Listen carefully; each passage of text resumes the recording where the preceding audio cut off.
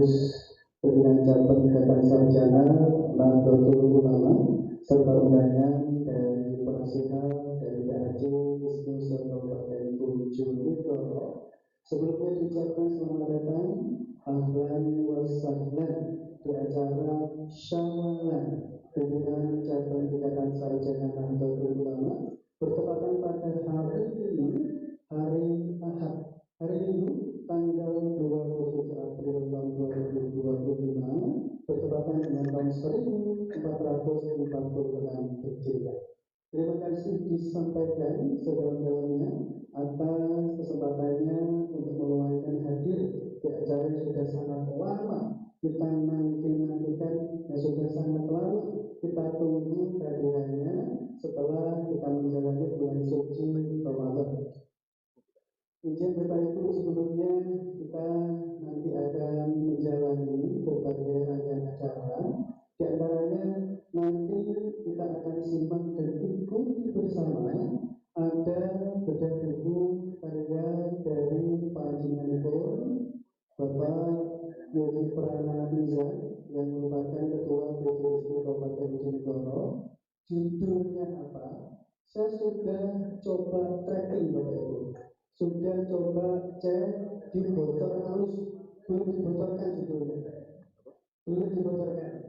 Saya juga sudah bertanya ke beberapa narasumber yang sangat kompeten di Bojonegoro, apa judul buku dari tadi ini, juga belum diberitahu. Nah, nanti akan langsung disampaikan oleh beliau yang juga akan menjumpai Anda dengan sangat bahagia, dengan sangat bangga dapat menjumpai Anda semuanya sahabat-sahabati.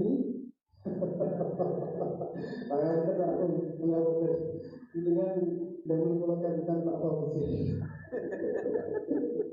Nah, sebelum acara mesti ada. Pangapunten suaranya selalu berbeda, soalnya dengar radio itu Pak Fauzi. Kalau lagu kebesarannya pasti ya, Masya Allah. Beliau dan juga ketua di PJSD Kabupaten Bojonegoro. Dan Bapak Ibu, sahabat dan sahabati, sebetulnya keluar ini serombong boten tegel sahabat-sahabati. Kayak jangkar Bapak dan Ibu yang sangat kami muliakan, di kesempatan ini nanti juga akan diadakan musyafahah ya, karena masih bertepatan dengan bulan Sawalan, gitu. Godong kuluk, godong siwalan, monggo godongan, itu nanti Sawalan. Tepuk tangan Bapak Ibu. Oke. Kalau semuanya mereka ini kayak bersolidar gitu ya. Ini beliau pengakuan yang baru Bapak Haji Solihin. Kaji itu maksudnya TKP siji berkhidmat untuk Islam Bojonegoro. Kemarin fotonya kirim surat ke BNI itu sudah kayak seperti acara jalinan kasih. Foto belum waktu sehingga pertemuan akrab dan sangat dekat. Itu menunjukkan bahwa khidmatnya luar biasa untuk Islam Kabupaten Bojonegoro. Monggo Bapak Ibu silakan yang baru datang yang baru hadir segera menempati tempat duduk yang disediakan. Bapak Ibu yang sampun wonten ing area PNI Kabupaten Bojonegoro, dipun aturake monggo tinggal pinara wonten pawuyahan ingkang sampun kasiapake saking panitia PJSD Kabupaten Bojonegoro. Bapak Ibu sedaya sama masyarakat sedaya.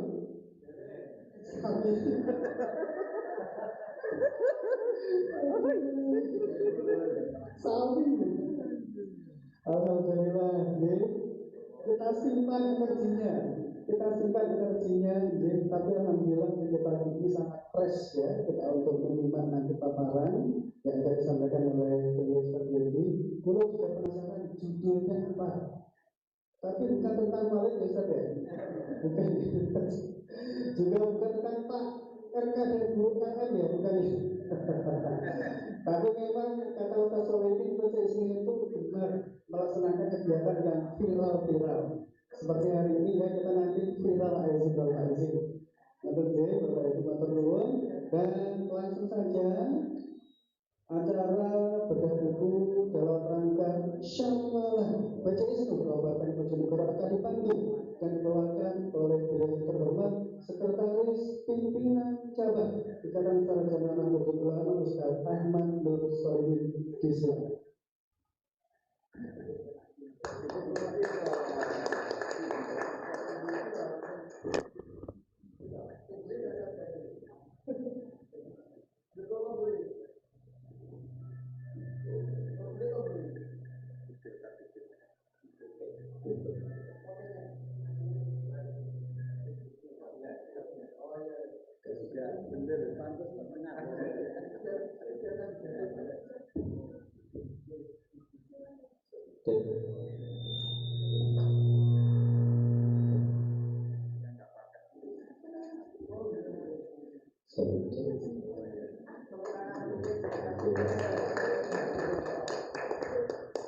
Assalamualaikum warahmatullahi wabarakatuh. Tahiyatan wa salam wa ba'd. Yang kami hormati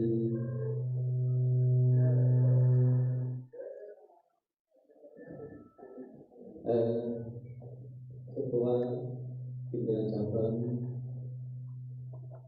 Ikatan Sarjana Nahdlatul Kabupaten Bogor, Ustaz Haji Dr. Ibrahim Rizal, Tutur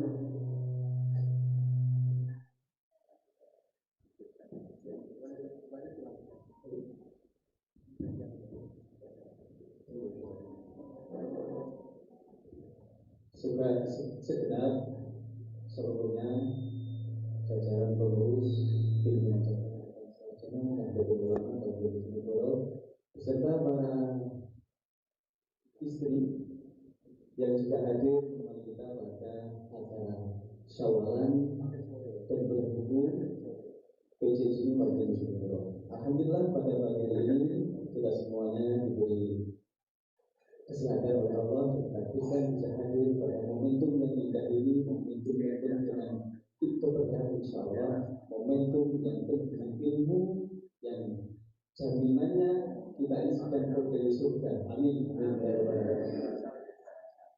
Salam dan salam tercurah limpahkan kepada Rasul Muhammad SAW yang benar-benar telah membimbing kita dari zaman jahiliyah menuju zaman yang Islamnya dan ilmu pengetahuan. Dengan ilmu pengetahuan itu kita bisa membedakan ainal haq wa ainal batil, baik di mana yang hak dan di mana yang batil. Dengan ilmu kita bisa hidup dengan baik, dengan ilmu kita bisa memanusiakan manusia. Tepuk tangan bagi kita semuanya. Bapak Ibu yang dirahmati Allah, langsung saja akan saya bacakan. Jadi ini ketua kita ini luar biasa. Kita bersyukur memiliki ketua bersahabat beliaunya Ustaz Ibrahim Rizal. Mohon Ustaz, tadi saya tidak sempat tanya, ini saya tanyakan ke AI. Saya tanya AI ini, ternyata Ustaz itu kelahiran Bojonegoro tanggal 31 Desember 1976. Transisi ini ya. 76 masuk ke 77 tanggal 31 ya. Sekarang beliau beralamatnya di Jalan Yayasan Saling 77A Kawasan Bojonegoro Jawa Timur. Beliau pendidikan dulu menempuh sarjana S1-nya di Universitas Al Azhar Kairo Mesir pada tahun 1999. Kemudian magister di Universitas Kairo Mesir lulus tahun 2005 dan program doktoral diambil beliau pada Universitas Islam Negeri Wonosobo lulus tahun 2021. Beliau ini lulusan COVID. Tepuk tangan buat hadirin yang berhormat Allah, pada pagi hari ini beliau akan membedah satu karyanya yang monumental yang benar-benar dirahasiakan sampai ini sebenarnya apa betul ya? Jangan disebut dulu ya. Akan apa yang dibedah nanti mari kita hadiri bersama-sama apa yang kemudian menjadi pokok pikiran yang akan dibahas dalam dakwah beliau. Kita persilakan Ustaz Haji Ibrahim Rizal mengambil posisi. Monggo Ustaz. Tepuk tangan bagi beliau.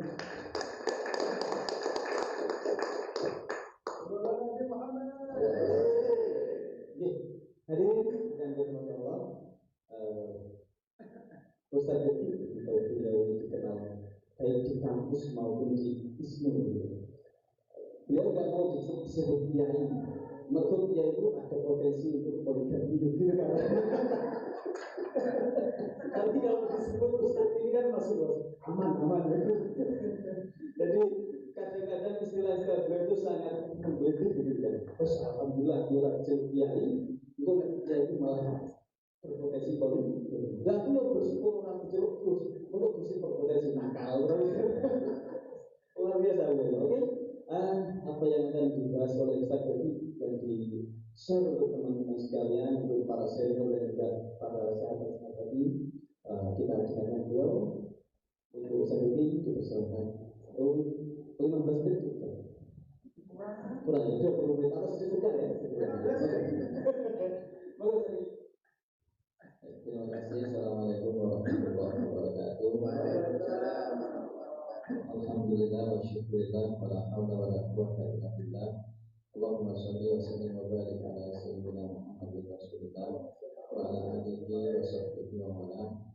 Yang saya hormati seluruh jajaran pengurus BDSU beserta PAC dan undangan atau dari UMKM binaan BDSU, para senior-senior yang hadir di pagi hari ini, ada Pak Hajiku, Pak Haji Musyadi dan lain-lainnya, Pak Sofwan, Pak Haji Amin Jokin, dan sahabat saya Mas Solihin.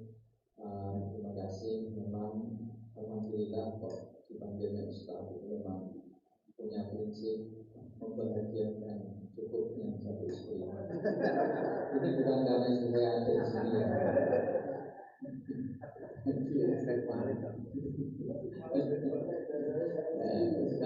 Sekarang yang lagi berasanya walid itu sebenarnya walid itu antitesa dari kehidupan di Indonesia yang banyak sekali ya, kasuistik seperti itu.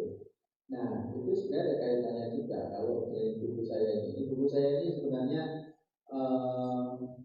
dari cuplikan disertasi saya yang sebenarnya saya itu dalam tanda kutip tidak selesai, tapi karena selalu disampaikan bahwa disertasi yang baik itu dan disertasi yang selesai itu ya, termasuk Mas Fahmi tidak selesai. Karena saya dulu itu idealis banget, sangat idealis. Jadi saya buat disertasi itu memakan waktu yang tidak sederhana. Kondisinya itu banyak sekali. Orangnya berjalannya. Akhirnya kemudian saya ini kalau nggak selesai gitu. Akhirnya kemudian saya selesaikan sendiri gitu maksudnya. Karena memang setelah itu harusnya kemudian memperdalam lagi, mengembangkan lagi.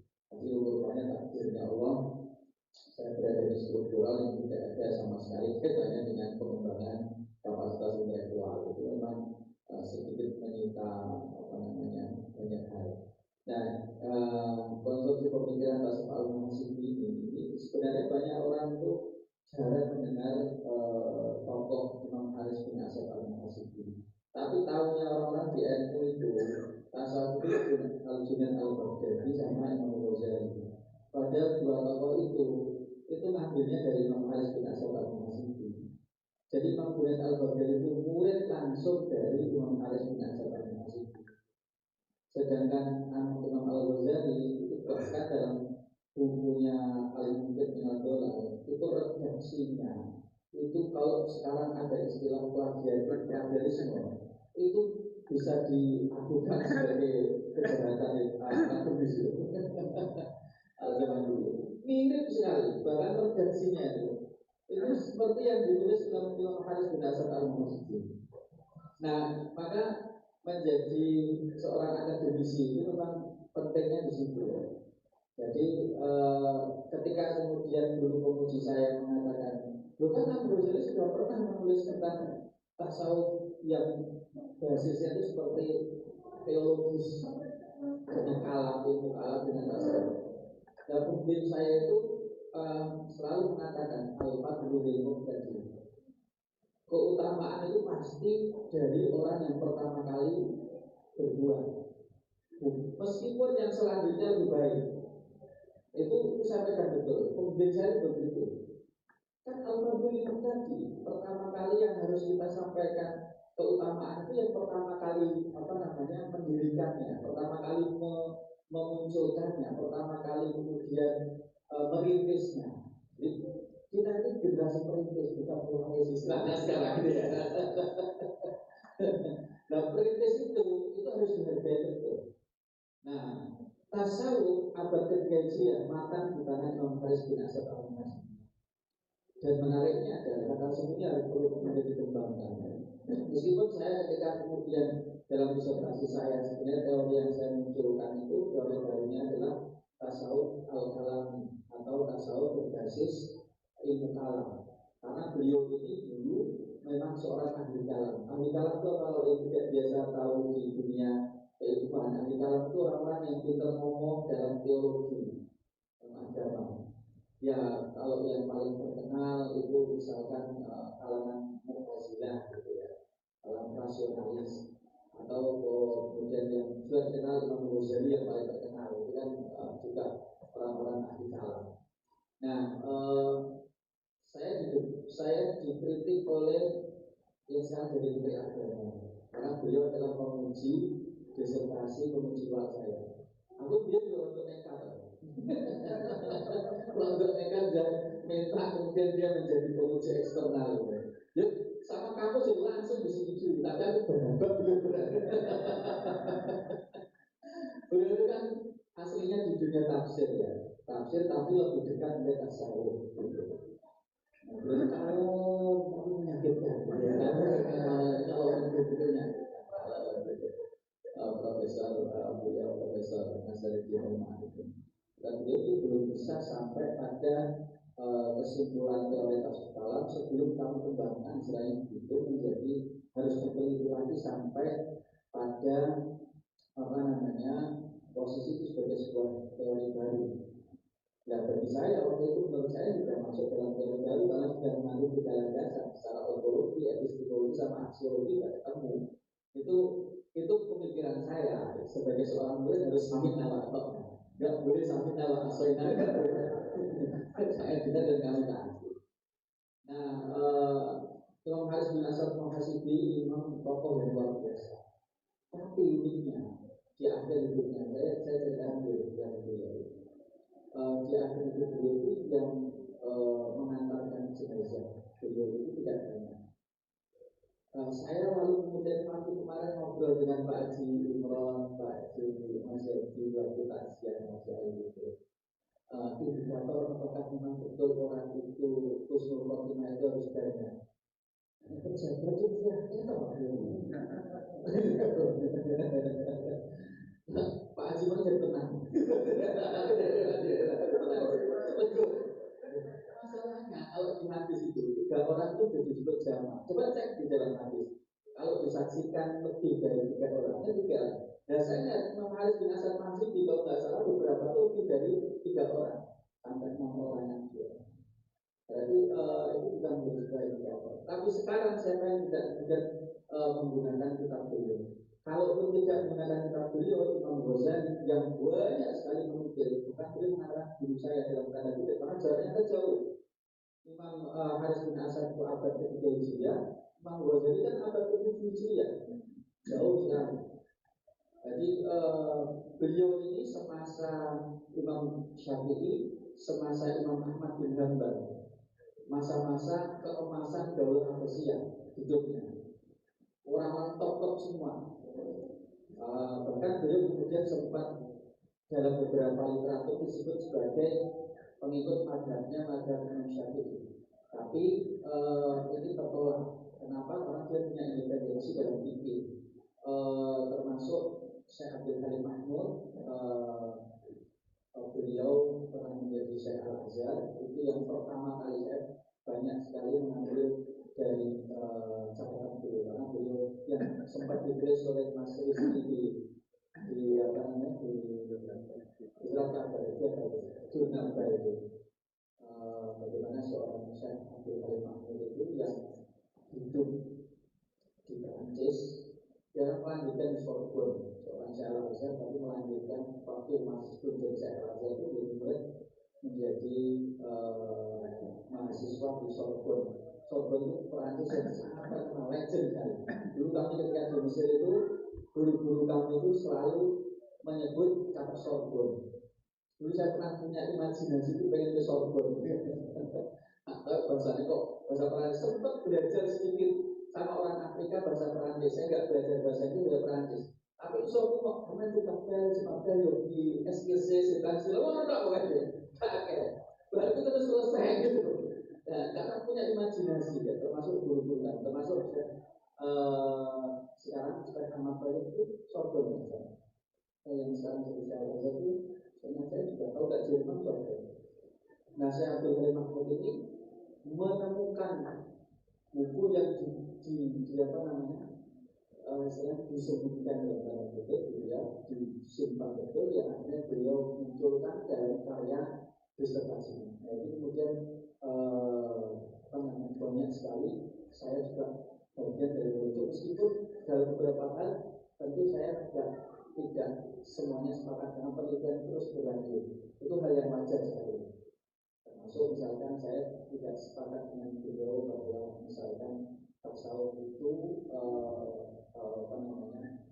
punya kesamaan dengan mistisisme dalam makna dalam arti secara bahasa itu oke, tapi secara substansi kemudian tidak sama, maka tidak bisa diartikan itu berasal dari bahasa Inggris.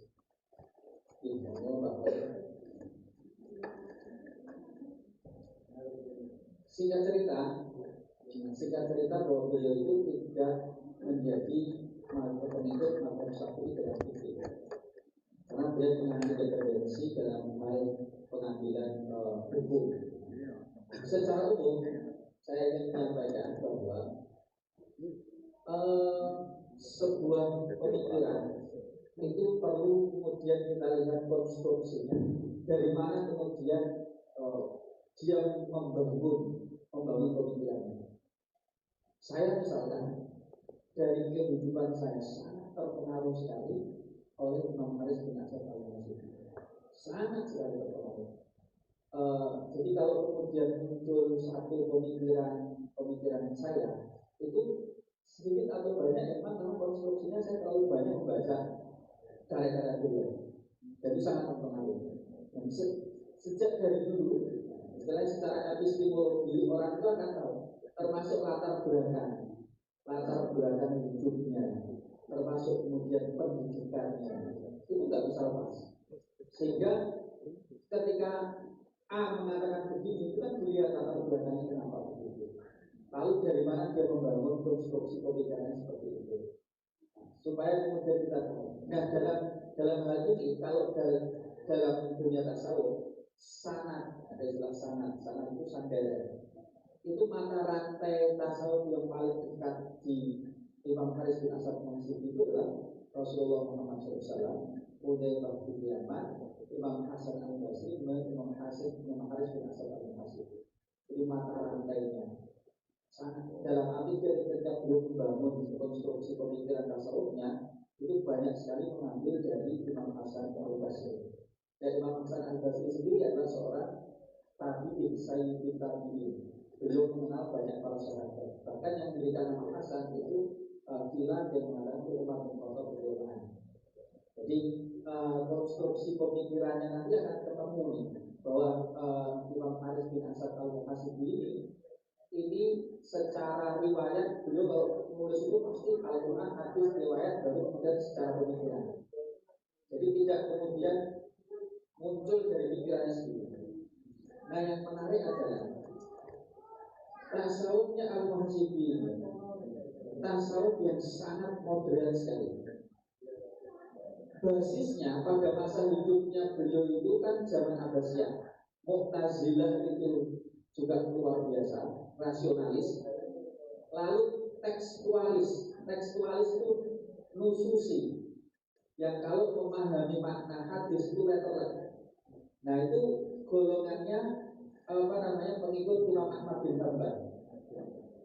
Antara Mu'tazilah dengan antara rasionalis dengan nususi, literalis, orang-orang ahli hadis ini selalu nggak pernah ketemu. Dua-duanya ini selalu kemudian saling bentrok. Lalu muncullah di tengah-tengahnya ini Imam Haris bin Asad al-Muhasibi yang menjembatani antara dua. Rasionalis itu kan mengabaikan sisi spiritual, tapi literalis itu kadang-kadang tekstualis seperti apa yang tidak mau ditakwil. Misalkan, oh kita ada $10, $20 ada kita, ada wabel merokok. Nanti jawabannya gini akhirnya kalau kemudian bilang ini, semua itu kan di neraka, semua di neraka, semua sesadar, semua kesadaran berarti di neraka. Tapi aku mulai merokok itu semua, orang itu tidak bisa. Dengan teks Al-Quran gitu, teks Al-Qurannya begitu, ya teks hadisnya gitu. Rasulnya mana yang kamu pilih, Rasul atau ulama? Begitu sih.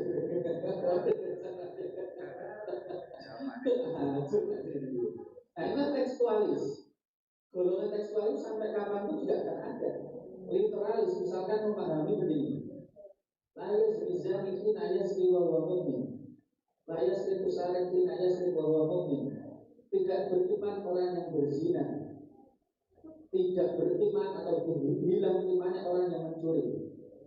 Itu akhirnya terus kemudian dikatakan berarti orang yang berbuat zina, orang yang mencuri itu tidak beriman. Artinya dia kemudian bertahan. Ini kan kesalahan yang besar.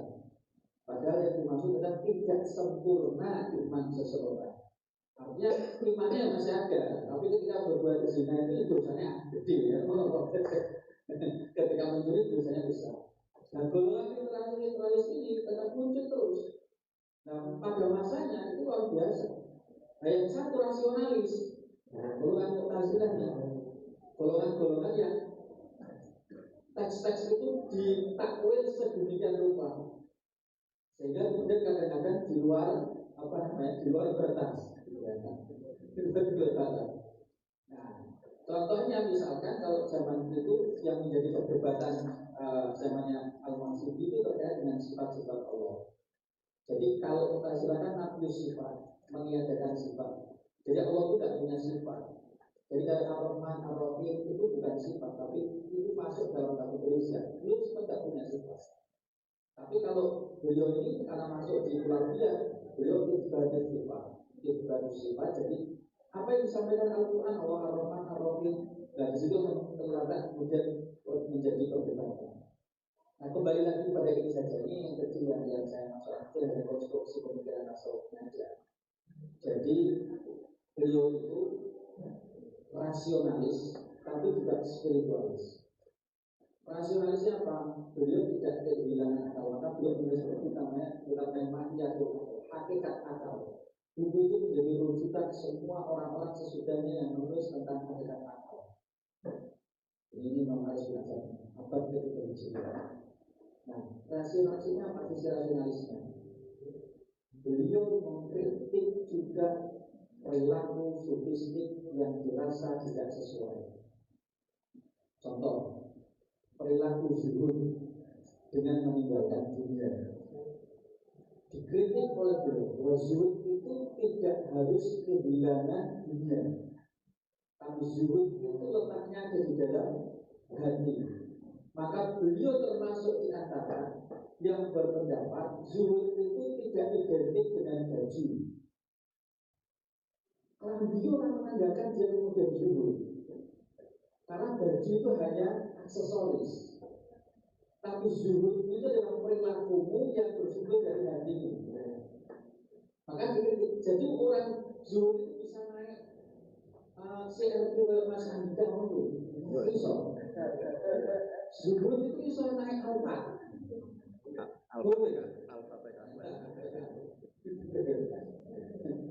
Bahkan beliau mengkritik begini, kalau bahkan orang itu bisa tamak di posisi ketika dia sedang pikir, pikirannya semua duniawi, itu yang pertama. Itu bisa dipahami ya, konsepsi dari Imam Haris bin Asad al-Muhasibi. Maka beliau itu tidak kemudian yang terpenting itu bukan di bajunya, bukan di aksesorisnya. Yang terpenting itu ada di perilakumu. Kalau kamu misalkan hartamu banyak lalu infakmu besar, kamu zuhud. naik mobil, lalu kemudian ini adalah bagian dari nikmatnya Allah, seperti Imam Malik bin Anas, yang kemudian setiap kali beliau naik kendaraan pasti kendaraan yang bagus, karena beliau menyebut bahwasanya saya hanya ingin menunjukkan nikmat-nikmat Allah yang diberikan kepada saya. Tapi itu kelas Imam Malik, bukan kelas kita ya. Kelas Imam Malik. Karena untuk manajemen hati itu kan nggak mudah. Manajemen hati itu susah. Makanya Imam Malik bin Hasan al-Muhasibi, meskipun begitu, beliau benar-benar punya konsepsi yang agak berat. Beratnya di mana? Beliau menambahkan konsep muhasabah. Muhasabah itu evaluasi diri. Kalau Imam Hasan al-Basri, muhasabah itu adalah dilakukan. Umumnya, makanya beliau itu disebut sebagai al-muhasibi. Namanya Al-Haris bin Hasan al-Muhasibi karena saking banyaknya mengevaluasi diri. Konsep evaluasi dirinya itu rigid sekali, sangat detail sekali. Kalau kemudian Imam Hasan al-Basri, evaluasi itu biasanya umumnya dilakukan sesudah amal. Kalau belum ditambahkan qoblal amal, berlangsung dan ba'dal amal. Jadi caranya ini sampai disebutkan metode untuk muhasabah. Amal itu sebelum dikerjakan itu ditimbang oleh timbangan akal dulu. Ini saya lakukan lillah atau enggak? Ini saya lakukan mencari ridho Allah atau enggak? Itu dicek, ditimbang dulu. Kalau ini saya melakukan lillah karena Allah, lanjutkan. Proses nanti dalam amal dievaluasi lagi. Kalau ternyata dalam prosesnya itu bukan karena Allah, maka dilakukan istighfar untuk kemudian amal ini tetap dalam rangka mencari ridhonya Allah. Itu luar biasa. Makanya beliau itu kemana hawa nafsu. Nah ini beliau terpengaruh sekali dengan aliran Malamiyah. Aliran Malamiyah itu aliran yang lebih menekankan kepada melihat sisi negatif dibandingkan positif. Misalkan gak menjelaskan tentang faedah adalah ikhlas, tapi lebih suka menjelaskan bahayanya riya. Amin. Yang dibahas itu pokoknya negatif aja. Kalau yang positif itu nggak terlalu dibahas, punya porsi yang banyak. Lalu beliau juga kemudian mengembangkan konstruksi bangunnya dalam konstruksi mahabbah. Mahabbah itu cinta kepada Allah. Dan cinta kepada Allah itu mempunyai dua dimensi. Jadi cinta kepada Allah dari diri kita kepada Allah yang mencintai kita. Ada dua dimensi. Kalau Allah mencintai diri kita, itu sudah aturannya Allah, kita nggak punya nggak punya campur tangan. Tapi kalau dari kita kepada Allah, kita yang berusaha mencintai Allah. Jadi konsepsi beliau itu masuk di makom, namanya makomat, dan satu namanya akwam. Dan cinta kepada Allah itu atau al-hubbillah itu memang dipresentasikan oleh para sufi itu agak beda-beda. Makanya di tangannya Rabi'ah al-Adawiyah itu cinta berubah menjadi sesuatu yang sangat ekstrim sekali. Bahkan setan pun tidak dibencinya. Karena bagaimana saya bisa membenci setan kalau setan pun memberikan manfaat pada saya? Makanya ketika ditanya tentang Ka'bah itu setelah Rabi'ah adalah mengapa saya dengan Ka'bah? Yang saya cari adalah Rabbul Ka'bah, pemilik Ka'bah. Itu pokoknya kalau pakai sufi itu bisa membeli cewek itu luar biasa. Itu tapi nggak saya pakai buat istri saya.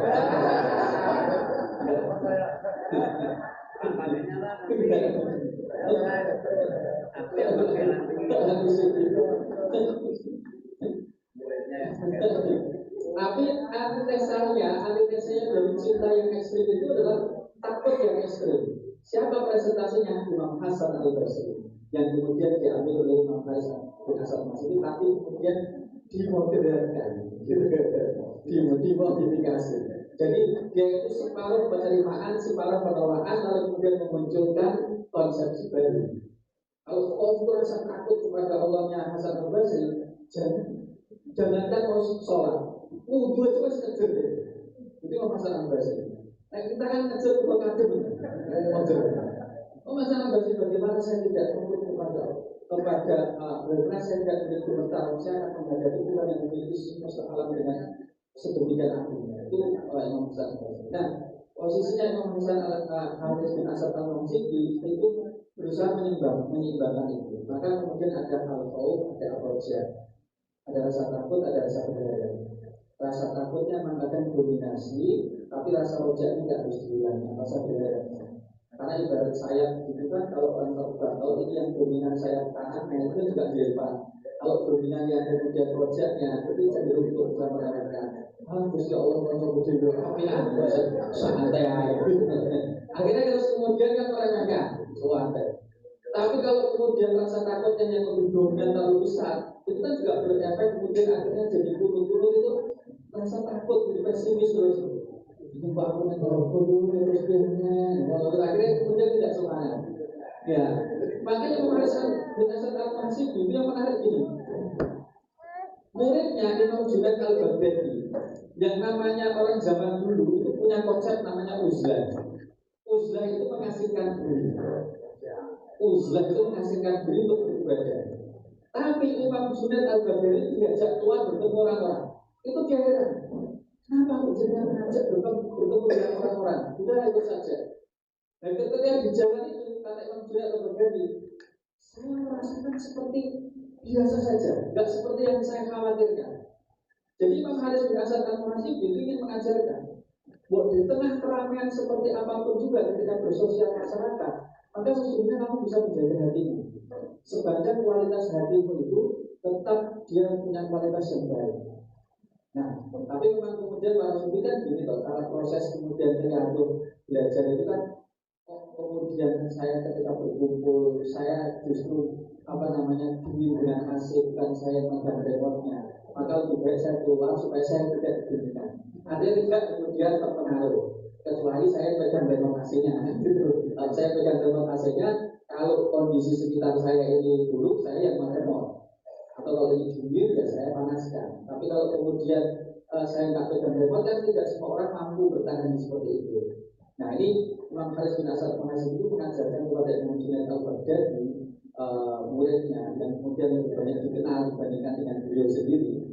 Itu bersosial masyarakat itu bukan sesuatu hal yang buruk.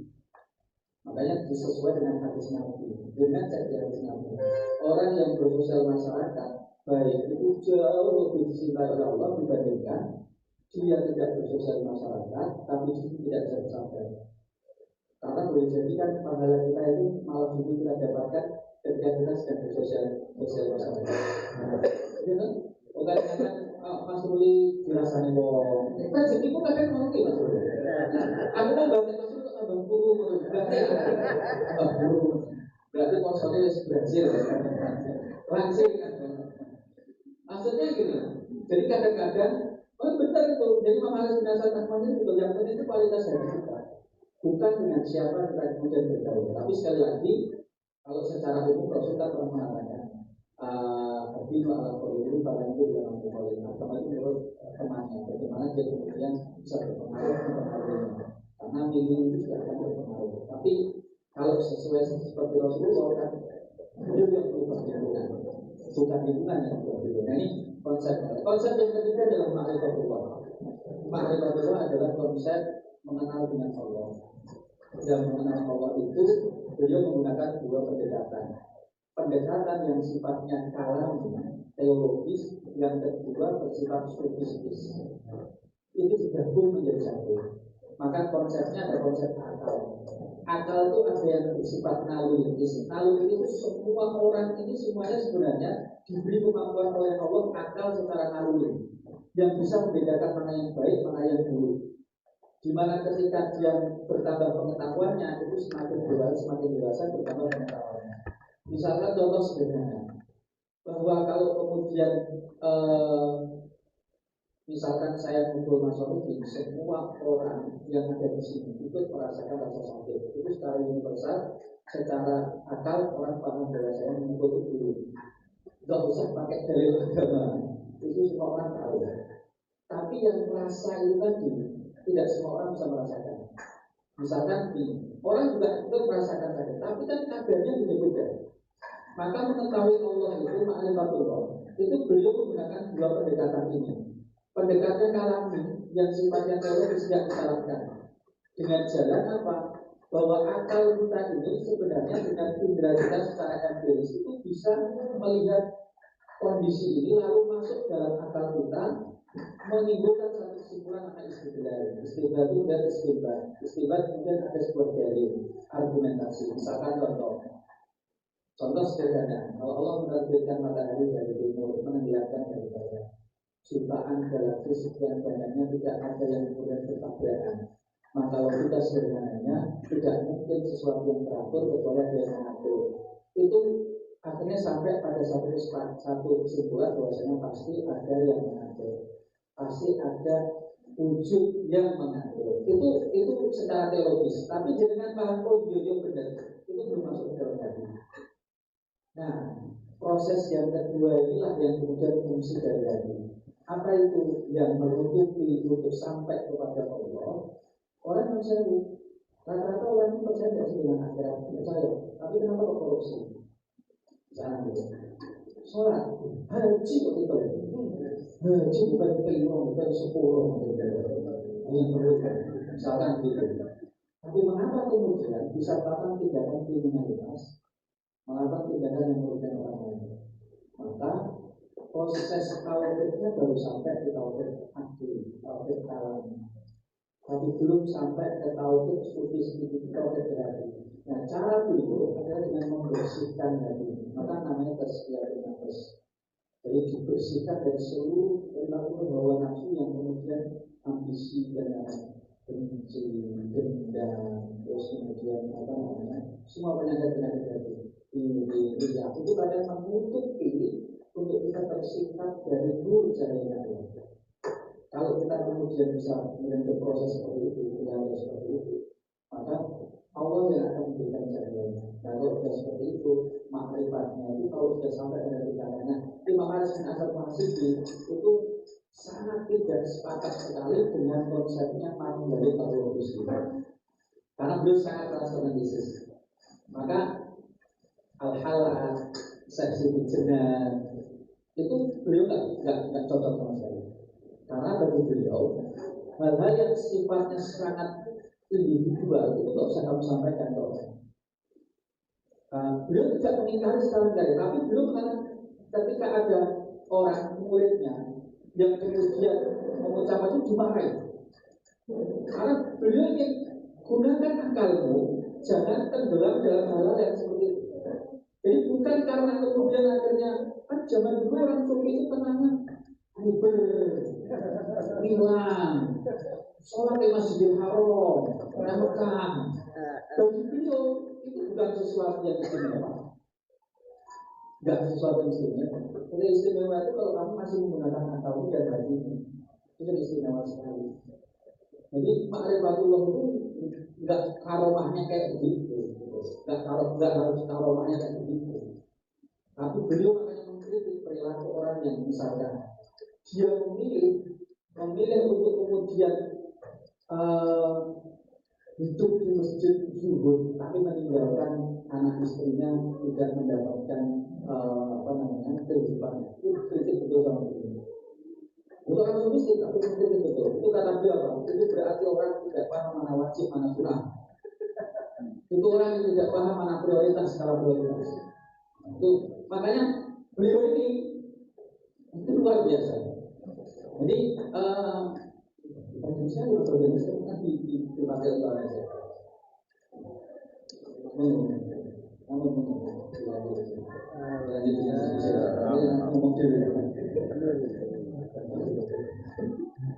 Ya, selamat datang. Kan haji video. Pertanyaan apa yang sudah disampaikan oleh penulis buku konstruksi pemikiran tasawuf al-muhasib.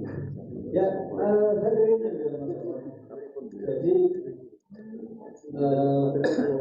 sangat relevan ketika Nahdlatul Ulama ini kemudian mengambil jalur tasawuf yang adalah murid dari beliau harus lokasi ini yaitu Imam Abdul Qasim Al-Junaidi karena memang ajaran jelas awas beliau mengambil antara dua kutub ekstrim ya dua kutub ekstrim. Ini kalau itu yang sebenarnya yang sebenarnya paham berjenis-jenisnya akan yang berbeda. Oke, barangkali ada benar-benar ada pertanyaan belum? Silakan.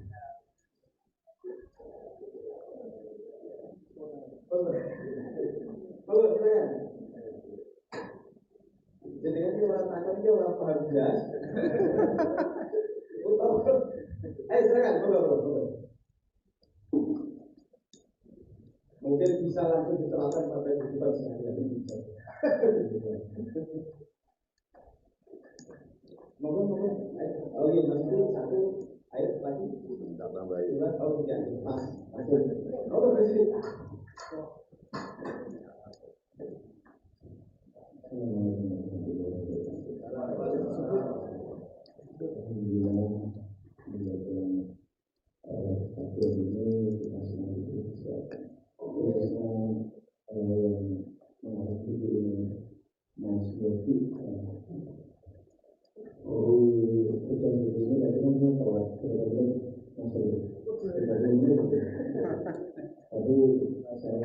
Tapi saya mungkin masuk dalam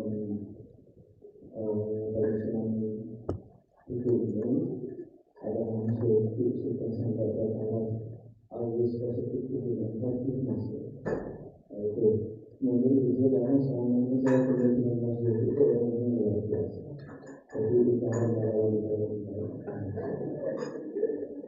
itu kemudian itu di sisi pokoknya kita menjelaskan terima kasih bersama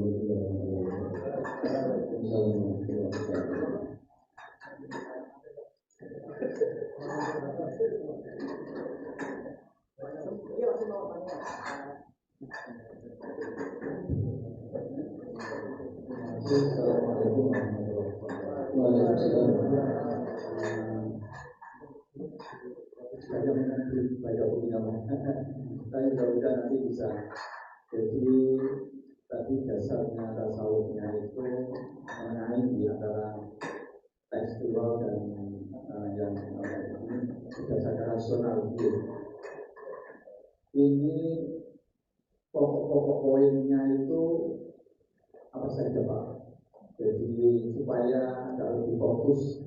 Jadi yang beliau bahas, yang beliau dalami itu apa? Menyeluruh tentang tasawuf atau ada bidang-bidang tertentu beliau misalnya di bidang syariatnya atau fikihnya atau hadisnya yang beliau ini tekankan. Mungkin hanya tasawuf secara umum atau lebih khusus gitu Pak. Terima kasih. Apa tulisan muslimatnya BC? Saya ya. Oke, assalamualaikum warahmatullahi wabarakatuh. Alhamdulillah masih bulan Syawal dan memang ini kegiatan Syawalan ala BC Ismu. Saya sudah mohon maaf lahir batin. Oke, terima kasih atas waktunya terkait dengan tema bahasan sudah pada hari ini konstruksi pemikiran tasawuf. Nah, ini yang membutuhkan energi. Konteks bahasa tasawuf ini kan sudah kelas, bukan yang masih bukan kelas SMA. Iya, tinggi. Itu kalau di dalam buku materi itu sudah teori-teori filsafat dan seterusnya. Nah, mungkin pertanyaan saya terkait dengan perubahan atau wacana terkait dengan hal-hal yang sebelumnya belum ada dan sekarang diadakan. Karena masyarakat umum yang mungkin tetangga kita sebelah sesuatu yang tidak berdasarkan normatifnya Al-Quran dan Al-Hadis adalah tadi disampaikan bid'ah. Bid'ah menurut versi Aswaja ada dua.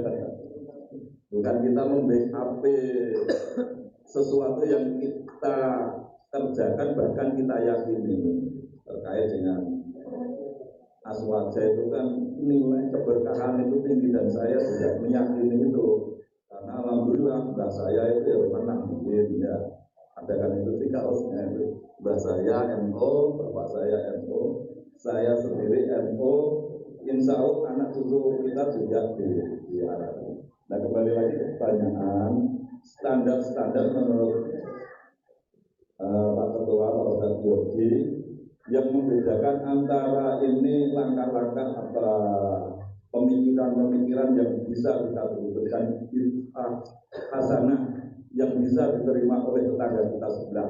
Tapi kalau di internal kan insya Allah apa kata Pak Yai ya termasuk menggandoli sarungi dari oleh sarungan berapa telausi seperti ya Nah, ini untuk memberikan pemahaman apa narasi dan seterusnya ke tetangga kita sebelah bahwa itu dalam rangka yang dulu memang tidak ada dan sekarang diadakan itu masuk kualifikasi bid'ah hasanah karena tetangga sebelah kita itu ya masih memperdebatkan namanya bid'ah itu ya bid'ah gitu. Hasanah dolala itu kan jaremu gitu. Oke, itu saja. Terima kasih. Assalamualaikum warahmatullahi wabarakatuh. Waalaikumsalam warahmatullahi wabarakatuh.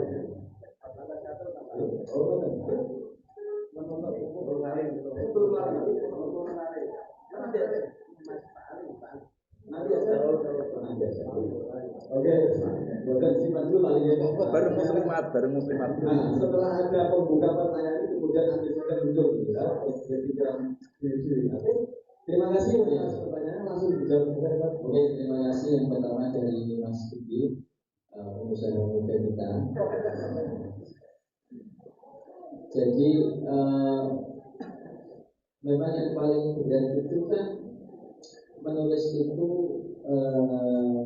kayak disertasi punya apalagi kalau rasa masih memang betul-betul kita di posisi yang memang sedang belajar. Lalu kemudian yang ketika menemukan banyak hal itu bagaimana mengamalkannya. Itu proses terus. Saya sampai sekarang masih berproses. Jadi kalau dalam proses perjalanan itu memang butuh apa ya? Memang betul-betul terpengaruh sekali. Mau tidak mau kita itu terpengaruh sekali dengan hal-hal yang sangat positif. Lalu kemudian itu bisa menjadi sebuah ya itu ketika memang sudah bisa dilakukan. Saya tidak mengikuti diri, tapi memang ya itu tidak tahu bahasanya itu kalau sudah sesuai dengan di dalam hati kan pas dibaca. Sehingga ketika kemudian pas itu melakukannya menjadi ringan. Tapi kalau sesuatu yang tidak pas ini menjadi nggak ringan. Sehingga dalam prosesnya itu banyak sekali hal-hal yang kemudian mengoreksi diri saya.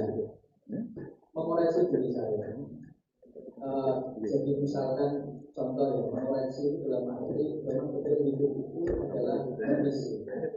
Hidup itu benar-benar remisi itu ya seperti juga Imam Khalis bin Asad al-Hasibi nanti kembali kepada ditanyakan Pak Sudah. Jadi beliau itu dulu memang berasal dari ulama kalam, sangat ahli di bidang debat dan juga rasionalis sekali. Prosesnya beliau itu selain empiris kan masa zaman Daulah Abbasiyah itu kan puncak-puncak peradaban itu. Terus apa? Tasawufnya muncul di tangan beliau dengan ya dalam arti matangnya menjadi sebuah ilmu. Kan untuk menjadi sebuah ilmu kan ada bibit-bibit toh. Nah bibit-bibit itu kan baru matang menjadi sebuah ilmu. Lah ilmu itu sesuatu yang sampai sekarang kok masih bertahan itu namanya ilmu. Nah, melalui proses yang sekian panjangnya. Nah yang pertama kali membukukannya, yang pertama kali kemudian apa istilahnya mematangkannya ya Imam Khalis bin Asad al-Hasibi. Tapi bibit-bibitnya tentu saja tidak ada. Nah beliau itu berproses dari seorang rasionalis murni, sangat rendah, empiris sekali, lalu kemudian menjadi seorang sufi yang kemudian memahami bahwa akal saja tidak cukup, maka beliau menggunakan ada konsep baru namanya al-aqlu anillah. Al-aqlu anillah itu sebenarnya akal iman, kalau diartikan sederhana. Al-aqlu anillah itu akal iman, di mana letaknya adalah di dalam hati. Karena beliau melihat bahwa panca indera kita itu tidak mampu untuk mencapai satu hakikat.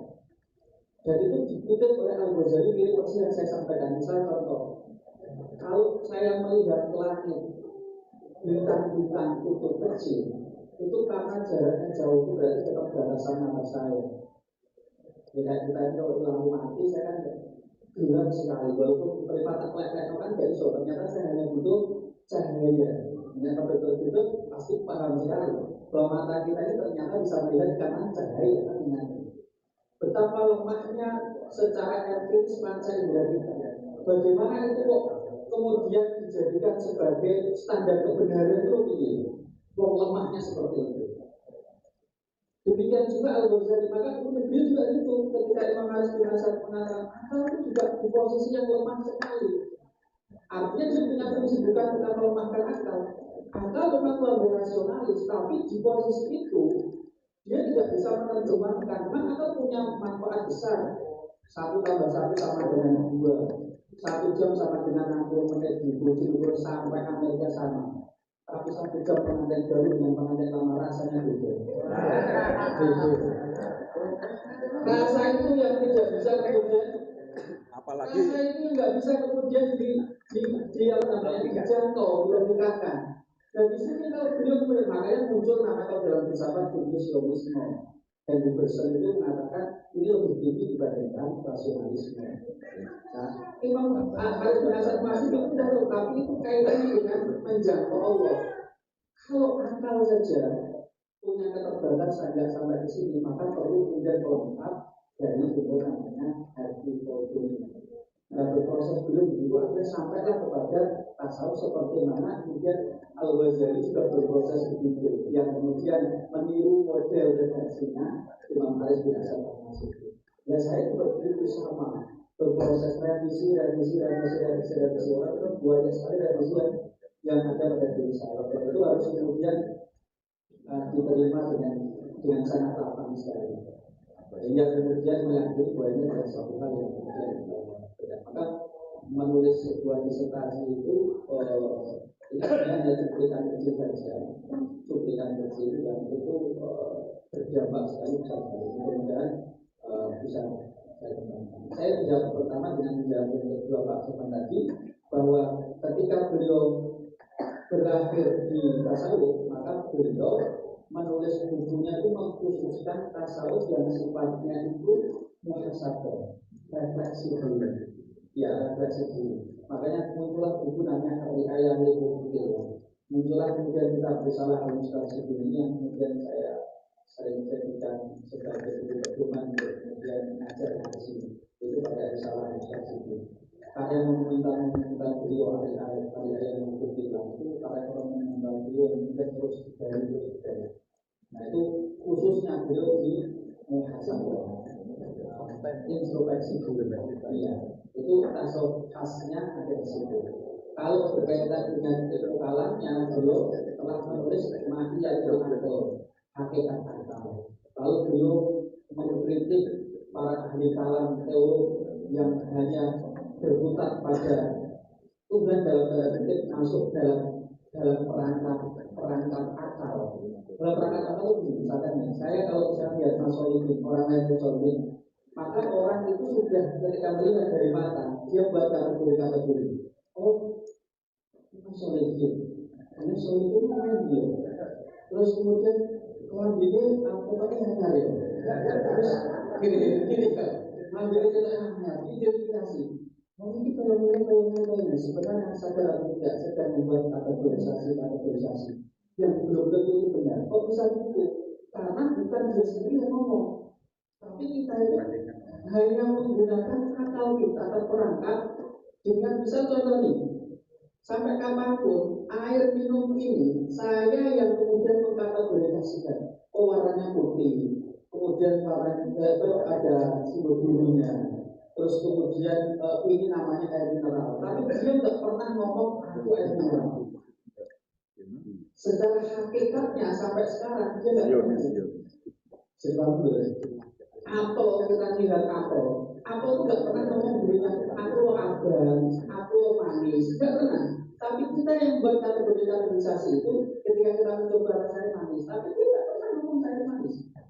Nah Allah itu begitu. Kadang kita itu terperangkap dengan kategorisasi itu. Makanya kemudian sufi itu pendekatannya di sisi Allah yang langsung memberitahukan kepada kamu tentang hakikat dari bangunan. Itu harus sederhana kata bahasa-bahasa yang susah gitu. Nah, maka pendekatannya Allah yang berikan nur cahaya sampai kita kemudian meyakini iya. Maka disitu namanya kasyaf dibukakan oleh Allah hakikat-hakikat ini. Kalau kemudian kita melihat rumah menjadi insya Allah tiba-tiba oh hakikat ini menjadi hakikat ini menjadi hakikat itu cahaya. Jadi kemudian lihat saya oh cuma saya hakikat ini itu bagian dari pendekatan sofistik ya, di mana kemudian Allah ya itu Allah enggak bukan kita. Kalau kita kan pernah dalam pikiran, nah, pikiran kita itu sering terikat dengan transaksional maslahat dunia kita. Sering banget kita terikat. Nah, Imam Haris bin Hasan Al-Wasif ini ngajak kita untuk kemudian lepaskan itu sih, lepaskan itu. Ambillah kemudian kamu itu mau mengatakan itu rindu karena Allah, ataukah kemudian rindu karena manusia. Dan yang ketiga tadi pertanyaan dari Mas Wali terkait dengan itu yang ngomong bid'ah hasanah saya itu menurut Imam Syafi'i bukan kita. Nah, saya ngomong Imam Syafi'i itu apa lagi kita itu Mas aku cuma gitu aja. Cuma kalau kemudian orang kemudian berkata, apa anak hasanah saya? Saya juga dari Imam Syafi'i bisa tapi Imam Syafi'i bisa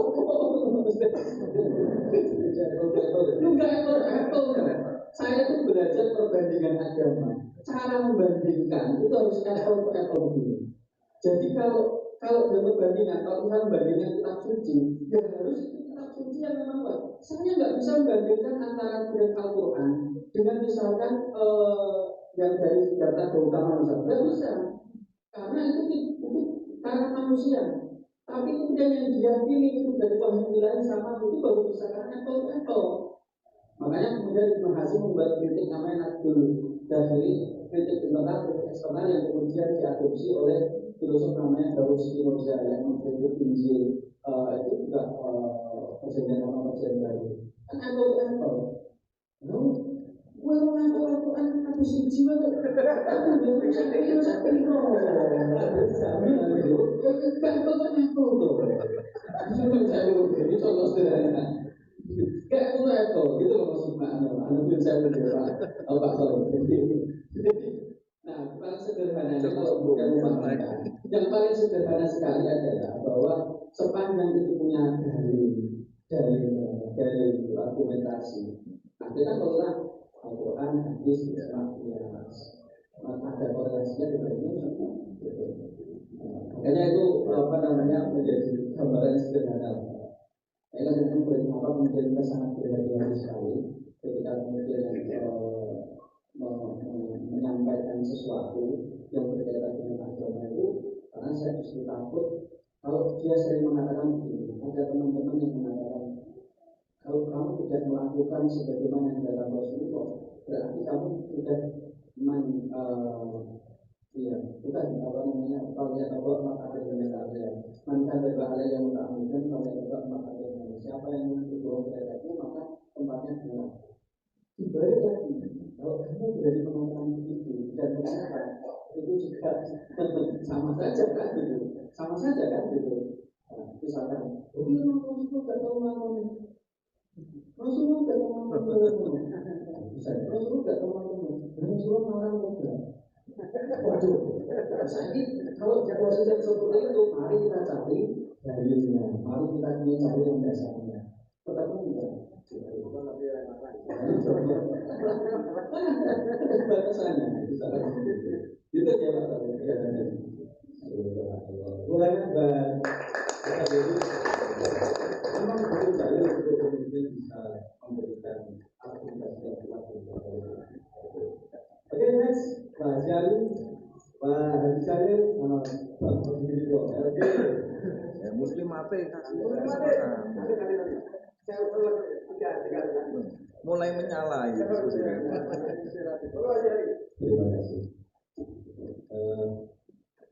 Saya itu penulis konstruksi pemikiran rasional muhasibah. Jadi kita sekarang sudah tahu ternyata asal usul tasawuf itu seperti awal itu muhasibah dari kata Kenapa ya? Karena orang kalau bicara tasawuf itu konotasinya kan orang yang lebih sufi. Makanya sebenarnya itu saya bukan hanya mengharapkan pada tasawuf untuk bagaimana membunyikan tasawuf itu dalam dunia yang semakin kosmopolit. Kalau dulu kita tidak pernah mengenal sosial media, sekarang sudah ada sosial media. Kalau orang mau bersosial media dengan dasar oleh tasawuf, insya Allah tidak sampai seperti itu. Orang berpolitik, kalau sesuai dengan tasawuf, insya Allah ini sebuah tantangan mereka. Tantangan untuk perlu dikembangkan lagi bagaimana partai tasawuf. Sekarang profesi itu kan, mohon maaf ya, dunia kedokteran kemarin yang kasus tidak seperti itu. Mungkin kenapa? Karena dia membaca atau mendengar istilah sufi itu orang yang jauh dari keramaian. Bagaimana tasawuf atau sufi itu hadir di tengah-tengah kehidupan ini. Ini saran atau masukan buat kita. Nanti jadi sebenarnya sudah pernah profesor atau bilang saya itu sudah pernah menulis tasawuf modern. Nah, ini perlu dikembangkan lagi akan lebih bagus. Terima kasih.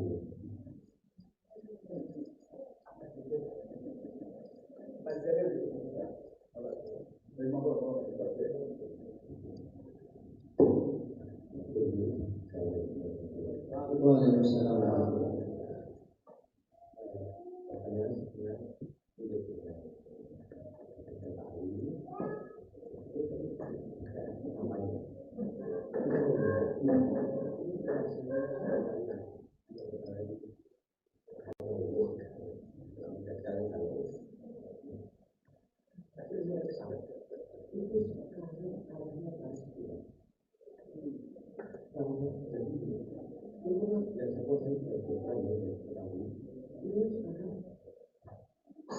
Baru saja perkembangan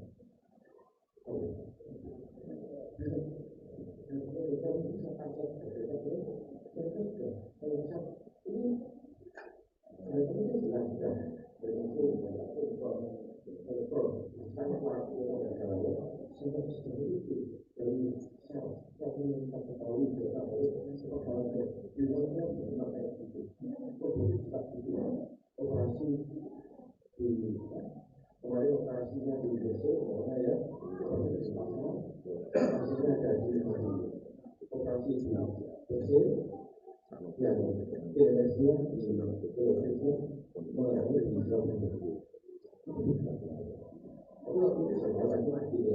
kembali kepada ya kan kamu mau nggak dioperasi dengan robot itu kan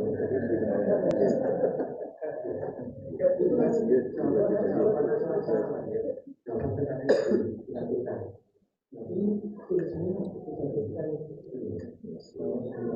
bagaimana masuk dunia belajar ini oh yang bisa yang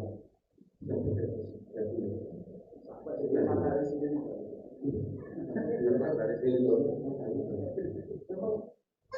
kita pesawat dari dulu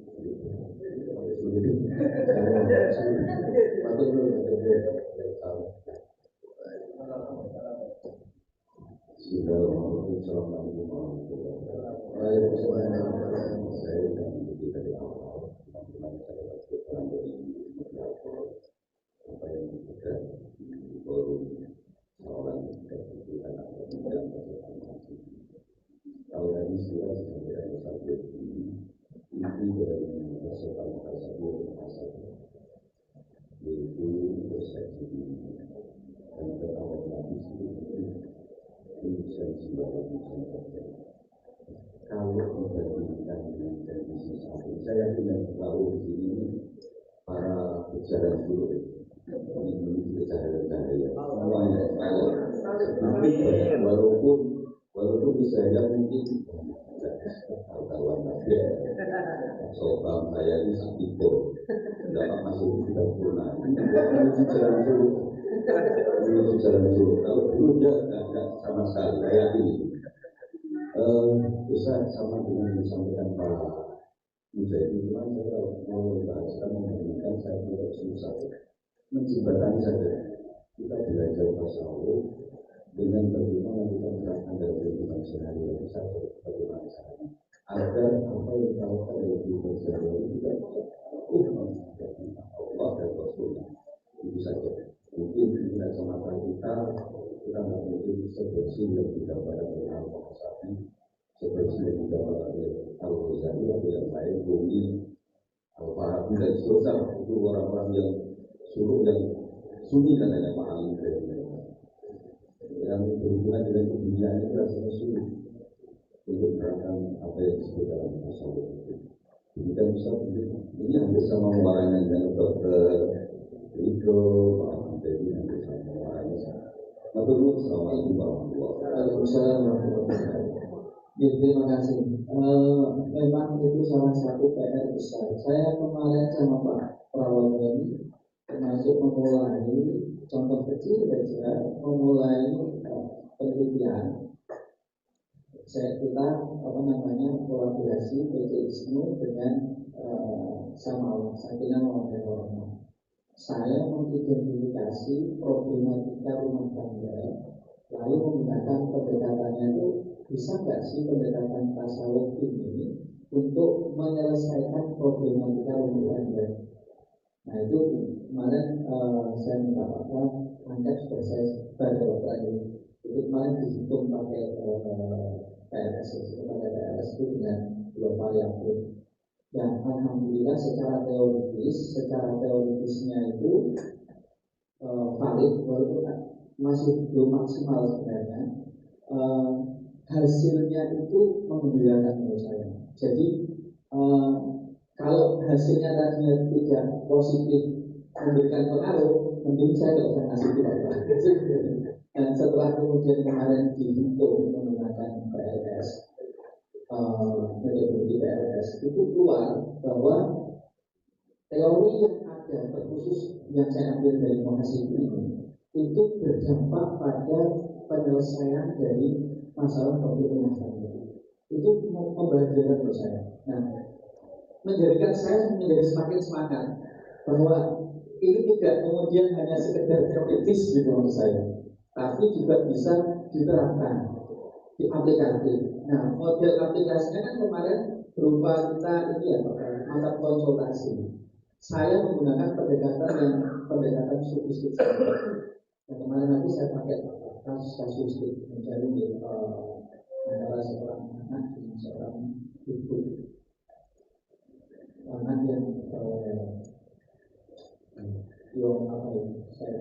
bagi saya.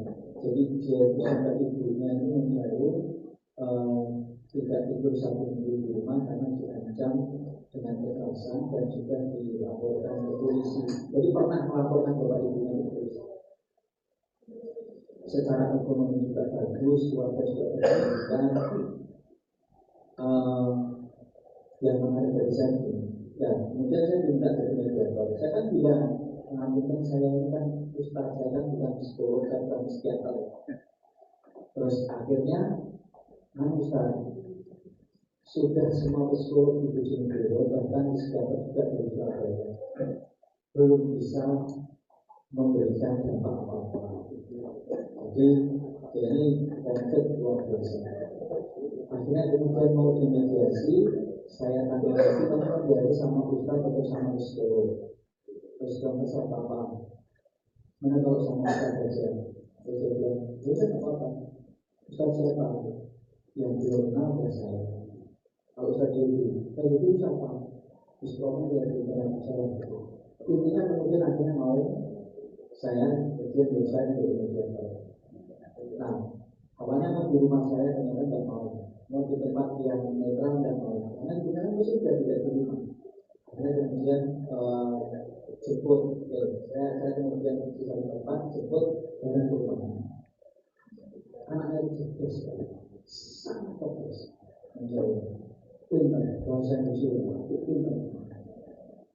Belum masuk orang tuanya, saya sudah bisa melihat bagaimana wajah emosinya, melihat orang tuanya. Jadi dengan dia mundur, posisi anaknya begini, begini, yang di situ itu ibunya itu mundur. Saya pertama kali saya tanya, Pak Mas Sinten Mas, namanya siapa? Dokter suara nama saya panjang. Ini sini aja pada ibu, tapi paling tak punya. Nama yang paling aku sukai apa? Terus dia menyebutkan namanya. Ternyata itu tidak sesuai dengan nama yang dipanggil panggilan dia dari orang tua. Ini yang bagus. Langsung, silakan cerita. Saya ini perfeksionis. Aku ini pemurut. Saya tunjuk. Yang bikin saya tak tahu, itu nanti saya nangis. Tak banyak saya. Aku berapa terus malam-malam sakit. Dia merasa dianiaya sejak mulai kecil sampai besar. Sekarang saatnya saya untuk membalas mereka. Makanya dia tidak pernah punya teman, karena kalau dianggap juga dia tidak datang Jumat itu gara-gara apa? Kalau dia tidak mau ngomong.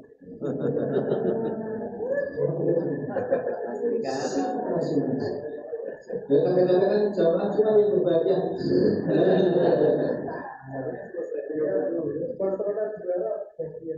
Cerita panjang sekali. Dia merasa saatnya sekarang kalau dulu melakukan saya seperti itu, saya juga punya hak sekarang melakukan mama-mama seperti itu. Masyarakat itu terus saya belajar dari tasawuf, saya belajar dari Al-Quran, saya belajar dari cerita panjang. Banyak saya tidak bisa saya ceritakan panjang banget terkait dengan segala macam. Juga pada prinsipnya ada sebenarnya saya berdua. Dia pada ingin membalas. Saya bermas, kalau kamu pengen membalas ke ibu, apa bedanya kamu sama ibu, apa bedanya kamu sama bapakmu? Kamu nggak akan bisa memutus makanan kamu. Terus kok ada dulu. Terus mas dalam Islam ini, kalau pendekatan sini kan gini, orang berbuat baik itu niatnya mencari Allah. Balasannya seperti apa? Itu tidak perlu kita pikirkan. Allah itu mengajarkan di Al-Quran itu Islam itu mengajarkan berbuat baik meskipun orang lain itu nanti responnya tidak berat kamu. Kalau kamu berbuat baik sementara orang lain harus membalas dengan yang sama, itu namanya transaksinya. Kamu ingin dibalasnya, Islam tidak ada gitu. Tiba-tiba bilang, tiba-tiba aku dijajah dulu di Belanda. Karena kalau konsep Islam itu kan kalau orang lain berbuat baik pada kita wajib membalasnya apakah tubuh Atau faedah putih itu minta tiada mahal itu asalnya atau juga kalau orang lain menghormati kamu, hormati yang lebih dari itu atau paling tidak setara. Tapi ketika kita berbuat baik kan kita nggak pernah diminta untuk ikuti orang yang lebih baik dari kita. Karena yang dicari adalah ridhonya Allah. Jadi yang saya maksudkan dan saya sampaikan ke dia. Dia akhirnya kemudian alhamdulillah dia sudah memahami. Tapi sampai akhirnya butuh panjang ya harusnya. Saya cuma hanya sekedar ingin kemudian ini sudah baikan dulu. Dan pulang ibunya masih belum berani di situ. Pulang dan disuruh tangan itu kemudian masih seperti itu. Maksudnya yang masih sudah kemudian bisa baikan dulu. Untuk berikutnya kemudian harus kemudian ada bahasa itu bahasa terapi dengan pemikiran. Yang pemikiran itu rupanya yang kayak begitu itu bisa diurai itu melalui konsepsi tasawuf. Karena kalau konsepsi tasawuf itu kan misalkan gini, contoh sederhana. Kalau bahagia, kalau dapat rezeki bersyukur, kalau kemudian dapat musibah bersabar. Itu konsepsi biasa dalam Islam. Tapi kalau konsep tasawuf tidak gitu. Konsep tasawuf kalau kemudian dapat rezeki bersyukur, tapi kalau dia mendapatkan musibah dia bersyukur. Kalau mendapatkan rezeki dia bersabar, dibalik itu. Kalau mendapatkan rezeki musibah dia bersyukur. Kan enggak kayak Islam mau ajar kita jangan kan ngomong. Idza asobatkum musibah qalu inna atau ajabati amrul mukmin kula amrohu khair gitu ya kan. Ajabati amrul menarik sekali menakjubkan perkara orang mukmin. Semua masalah itu baik. In asobat besar syakar wa in asobat mudorok sabar. Kalau dapat yang baik-baik bersyukur, kalau dapat yang musibah bersabar. Itu selesai sederhana banget. Tapi orang seperti itu dibalik itu. Kok bisa gitu? Iya, karena ketika kamu dapat nikmat itu juga sabar. Betapa banyak cobaan dari nikmat-nikmat Allah. Rezeki dari mulai anak, dari mulai sedekah, dari mulai harta, itu butuh sabar dan sesabar-sabarnya.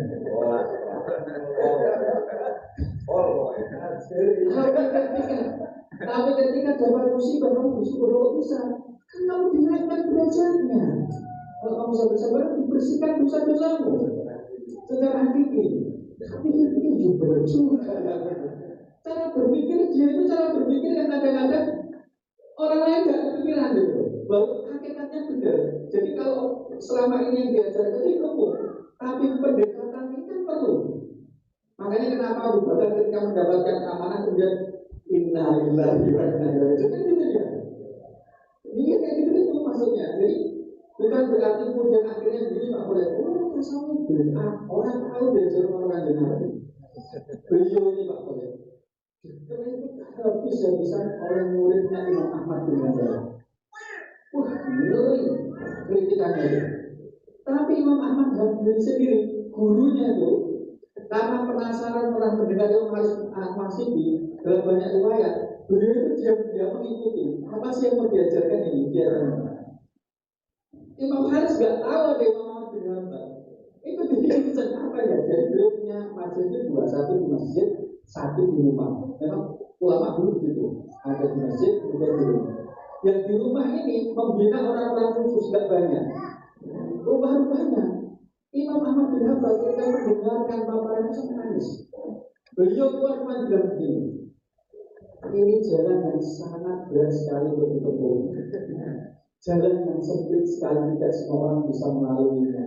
Maksudnya Imam Ahmad bin Hanbal dia agak gitu.